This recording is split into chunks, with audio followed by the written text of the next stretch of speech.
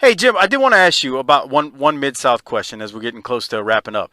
Many people know of the feud between the Midnight Express and Rock and Roll Express in Mid South and the NWA. But if you're kind of like me and you remember the feud between you, the Midnight Express against Magnum TA and Mr. Wrestling 2 before the Rock and Roll came in, can you talk about that feud a little and how important it would have been since that was just when y'all were just coming in, right?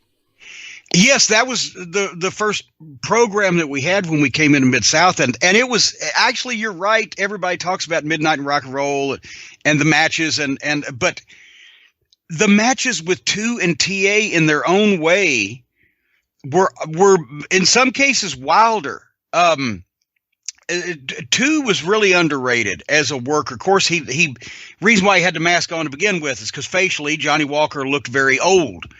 And he was near the end of his career at that point. I guess he was in his early 50s by then. But with the mask on, he was ageless, and he was a really good worker and good at firing people up. And as a babyface, he could either sell or he could make comebacks, whatever. And Magnum was really over, and the people were into him.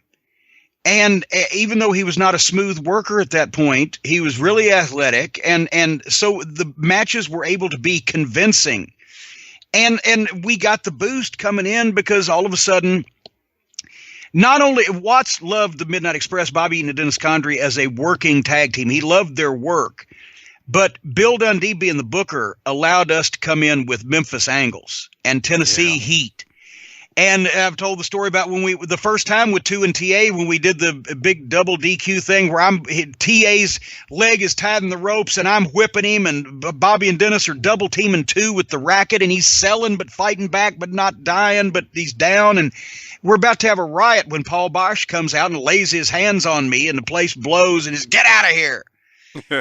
And basically, Paul Bosch came in and told Bill Dundee, "You can't do that Tennessee shit here. We'll have a riot." We were starting riots with these guys because the Midnight, just the style that they had, and with me there, and they, half the fans in the audience, they wanted to kill me because look at me compared to Skandor Akbar. They knew Akbar drop them with one shot. They could rip me limb from limb. So I was, a prime target.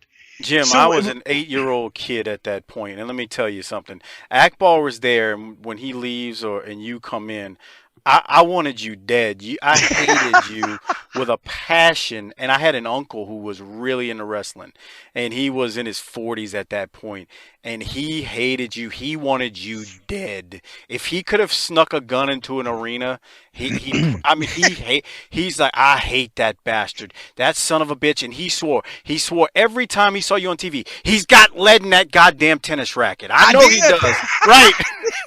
Actually, it was steel. Right. And here's the thing also. It was a perfect situation all around. But to your question with 2 and TA, yes, the matches were great. The heat was off the charts. And we got – see, a lot of people don't remember. They remember, once again, Midnight Rock and Roll drew money. The Midnight Express versus Wrestling 2 and Magnum TA, by the second time that we went around in the rematches, the houses were tripled in a lot of the major towns from what they had been in November and December right before we came in. It instantly started, picking up, and then when we got with Watts, it blew the roof off, and then we still had enough steam afterwards for the Rock and Roll.